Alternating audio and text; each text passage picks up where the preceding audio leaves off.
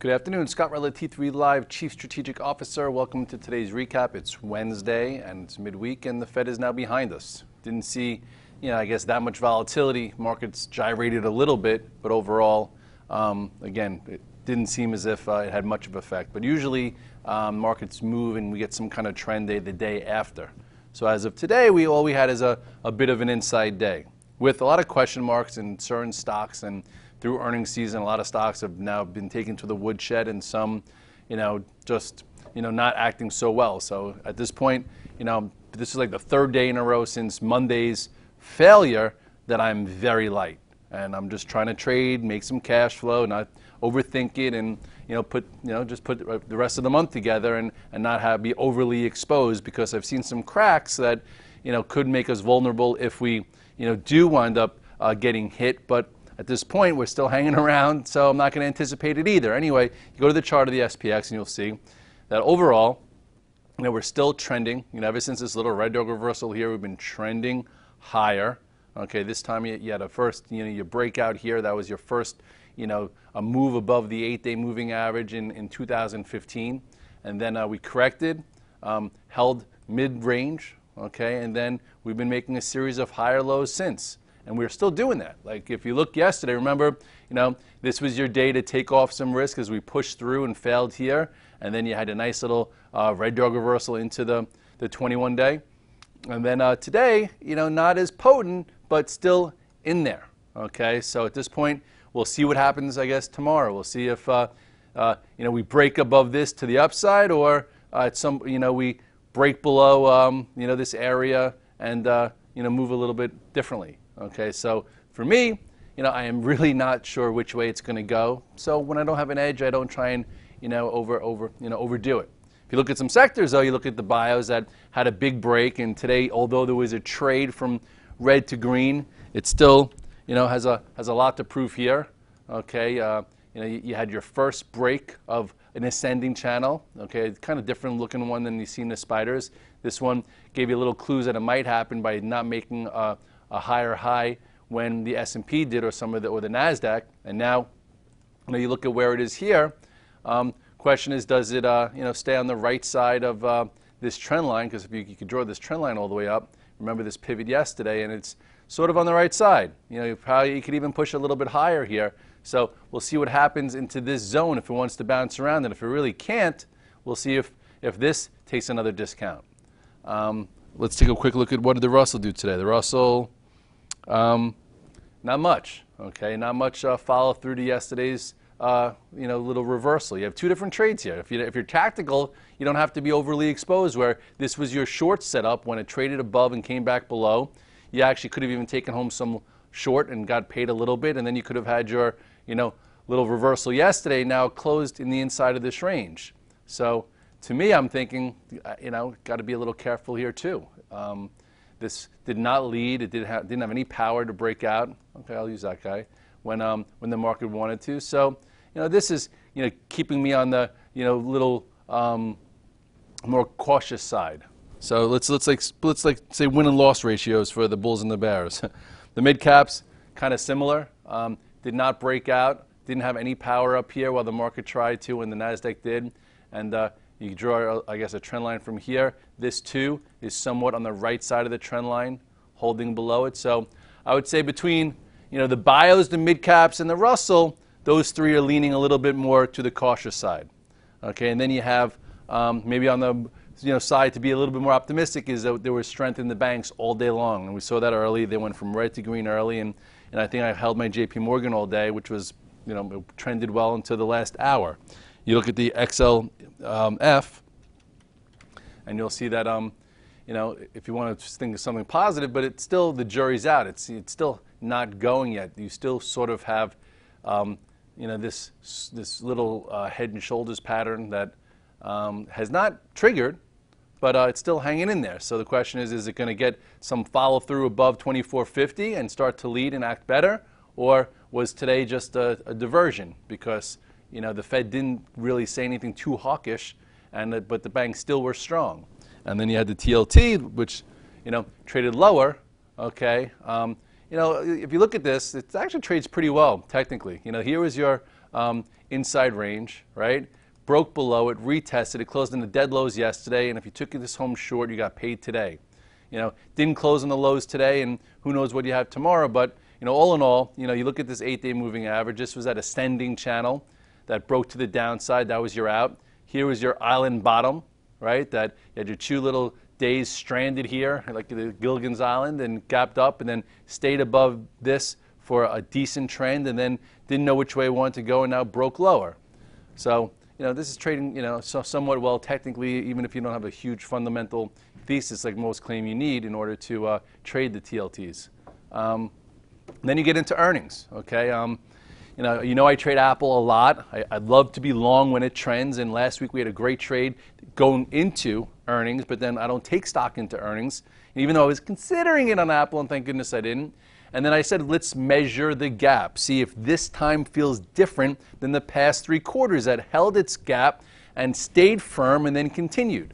So if you go to Apple, okay, and you look at where we were, okay, first of all, these were the last few earnings. This one right here, gapped up, held it, trended above the 8-day, gapped up, let the 8-day catch up, broke out.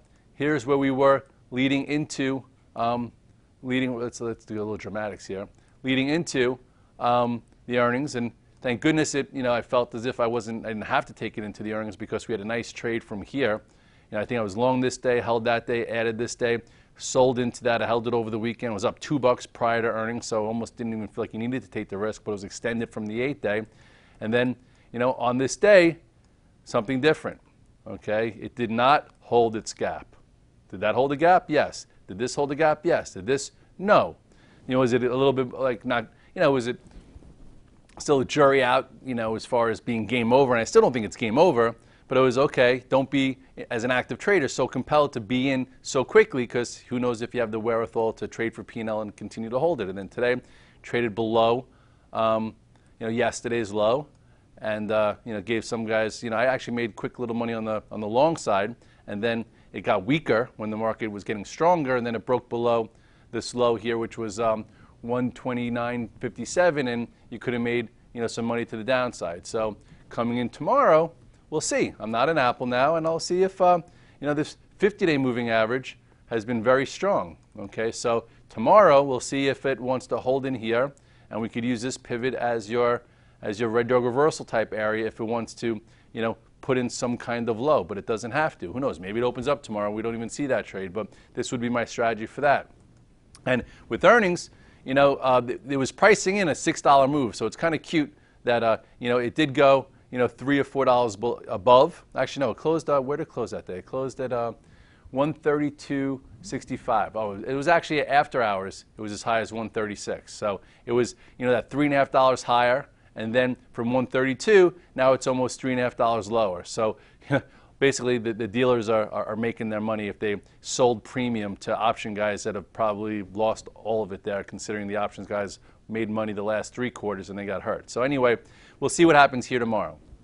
As far as Twitter, I was definitely thinking that Twitter had a lot of potential for this year, and it started off the year out of the gate. You trade things different ways, and for me, I don't take stock into earnings, and if you do, that's your risk. If you did it the first quarter when the stock was at 38.39, you got paid $10, $12 up to 50 or so. If you took options into that quarter, you probably made 400, 500, 600%. So as we got closer to this earnings, hanging at 52, could it have gone over 53.5 or 55 and given you some more follow through? Yes. But did it? No. So if you were the same guy that bought the stock to start the year and you own names like that, then you probably give all your gains back and maybe even then some. If you took calls into it the same way you did the first quarter, but maybe a little less, because everyone's like, Red Dog, what are you doing? I'm like, I'm going to have calls just in case. I'm not going to own this stock, but I don't have as much equity put in as the first time because it was lower, it was more shorted, it was more compelling. So then you probably lost all your premium, but if you made 300-400% on the first quarter, it didn't matter what happened in the second quarter. And anyway, you also had some time when the news came out at 3:10, that their earnings were and guidance were lower. If you knew, I guess, the credibility of the source, like Flow helped us out on the VTF, you could have got out of your stock. you could have, I think I sold my calls for 70 cents or so. It's not great, but still, saves you money if you do that. And then some guys even got short. And then today, no bounce. So you look at Twitter now, and there's not much you could say about it at this point. It just depends how you play it. An idea is only an idea until the market confirms it. Then how you trade it is part of your process.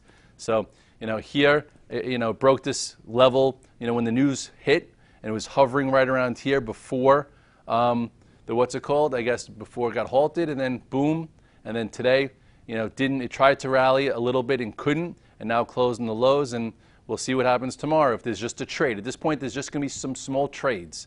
That's it. There's no trends. There's no this, no that. And I guess if it gets cheap enough, you're going to hear about Google and Twitter, this and that could give you another little trade. But for now, the trending move and the nice swing trade type action here in Twitter, which we saw multiple times throughout the course of the first quarter, is now behind us. The stock is broken. People are abused. And now it's just going to be about whether or not, you can catch little trades on the 3 and 5 minute chart and don't be overly, focused on it.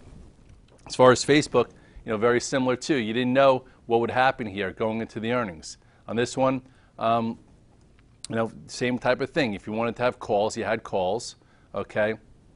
And if you wanted to be in the stock because you've been in the stock for a year or so, fine. But ultimately, this one at least gave you intraday process to get out because it tried to go from above 84.74 and failed. You could have got short there versus taking it short into earnings, and you could have even got out of your longs.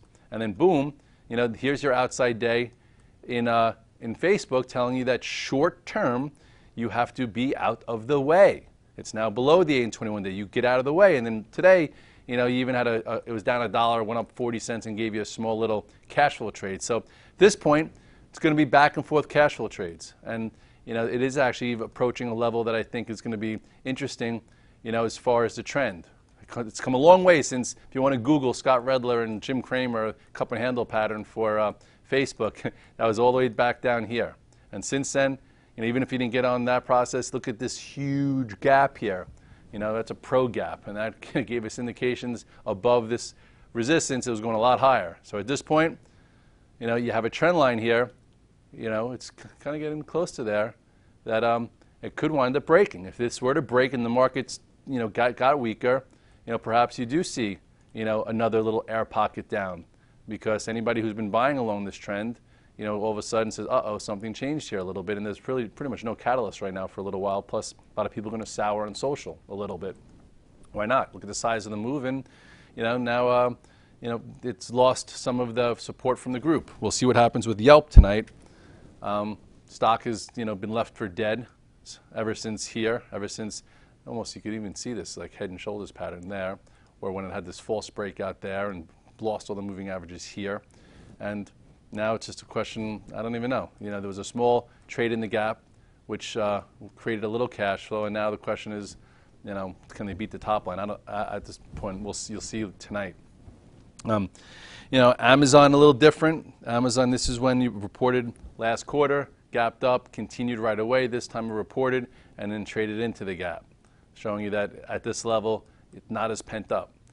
Some guys made money short when it broke here, and then today I think I know Sperling traded it negative to positive and just didn't close strong, but it gave you some intraday trades. And now you have to see what happens here. How much of this gap does it hold? Can it continue to do this? If it's going to do that, you better just continue to take your trades around the pivot. Because if you look off the bat, it happened fast. If you were focused on it, I remember being in here with Sperling in the morning, he's like, yeah, I think Amazon's almost ready. I'm like, okay, maybe. And if you were focused on it, negative to positive push. Okay, so right there, that's almost $6 in the first 30 minutes before this little wide range bar came in to tell you that you have to be a little bit more careful. But that's the kind of trades you could take, if you're an active trader and not caught. So at this point, we'll see how we open tomorrow, see what the story is there. Netflix is still acting better than most other names out there, right? This one had a gap up, and it's holding it. It's in the top third of this range, and if the market does decide that it wants to get stronger and break to the highs, it's going to need some kind of momentum leader, and this one is in the cards to be that. So you'll see. Tesla is still hanging around, but everyone's all focused on what's going to happen with that big date on the 30th about their batteries. And here's when it woke up above the descending channel and woke up above the 200-day and still flagging. Okay, even with the report that China was going to cut their subsidies. So there's still excitement around this, and it's been a better trade versus, you know, the broken trend that's been in here, unless you like to short rallies, which is what worked there versus buying. Now it's acting a bit different here, where we'll see what happens. We'll see how it, you know, holds up. But let's just hope that whatever he does on the 30th is good enough, because otherwise it'll, you know, maybe be a sell the news, which could also be good for guys that want to short it that didn't get caught in this mess from the, you know, if they covered when it broke the descending channel.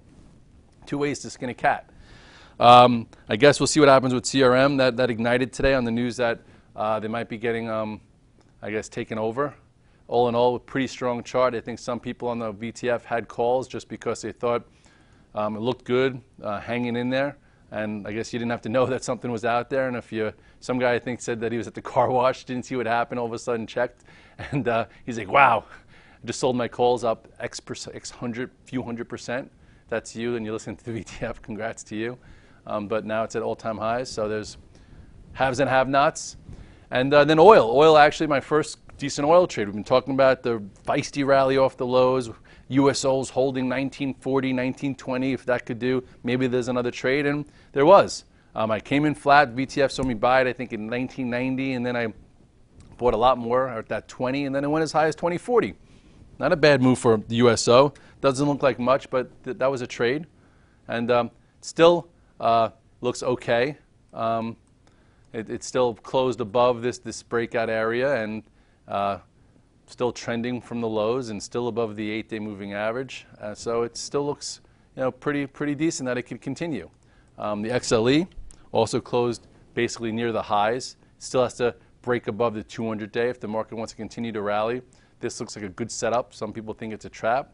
To me, it looks like, you know, it's hard to be short, little hard to be long, but ultimately relative strength today with oil. So if you're in that area, it looks better than it has in a long time.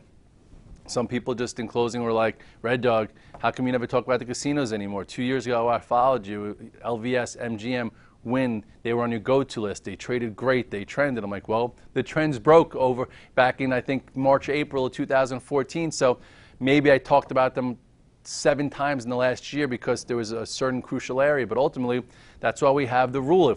If things break the 8 and 21 day as a momentum active trader, you could get rid of it and become tactical. But if things break the 200 day and don't get back above the 200 day, if it's an investment in a long-term position, you got to think twice about that. That means there's real selling there.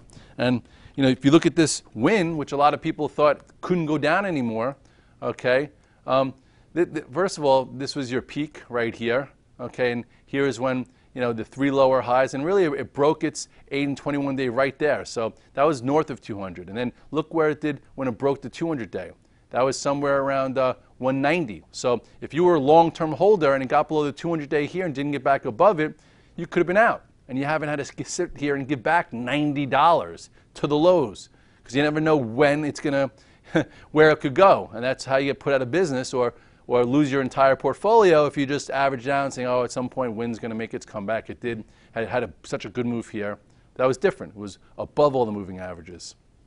So with that being said, you know, one of my rules is if you break below, first of all, you know, as a trader, once it broke below the 8 and 21 day here, it was off the radar, especially with the gap that never got filled. So you're looking closer up here. This open gap never got filled, so that helped you with direction. And then here was when it broke the 200 day. Okay, and stayed below it. Sometimes it gets below it for like 2-3 days and then comes back above it, and it's like a seller's trap. They try and get you out, and then it goes back up. This broke below, stayed below, retested it here, and that's still at 190. So with that being said, you could have saved yourself a heck of a lot of pain. So write that rule down. If you're an active trader, you want to be in a trend. As long as it's above the 8 and 21 day, try and stick with it. If you're an investor and you have positions for over the course of the past few years, if it breaks below the 200 day and stays below the 200 day, you just get out of the way and let it run its course, and at some point maybe it gets its footing again, but it takes a long time for that to happen. And so here we are, it's Wednesday. We're still about 1.5% off the highs. Feels like we should be more than that, but we're not. The DAX was down 3% and change. Market did a decent job ignoring that, but we didn't run as far as Europe did. So it's good to see that at least when they sell off, it's not, we didn't go up with them, so we shouldn't go down as much with them. So I guess that's a feather in the bull's hat right there. But still, the jury's out in my opinion, and we'll see which way we go. And I think there's enough stock-specific action, two-way action to continue to make cash flow until we figure out what's next. What could we be in for 2-3 days where we can make 3 to 4% in a position? Because for right now, I don't have much conviction. When I don't have much conviction, that's the beauty of being an active trader. You could pick and choose your spots. But even if we do correct, still contributing with my Wise 401k, the 529s are still going to roll, the monthly flows are still coming in, but that's different than actively trading for P&L and cash flow to get a paycheck every month. So, lots of different time frames. Know which one you want to live at, and we'll continue to try and keep figuring this out together. Have a good night.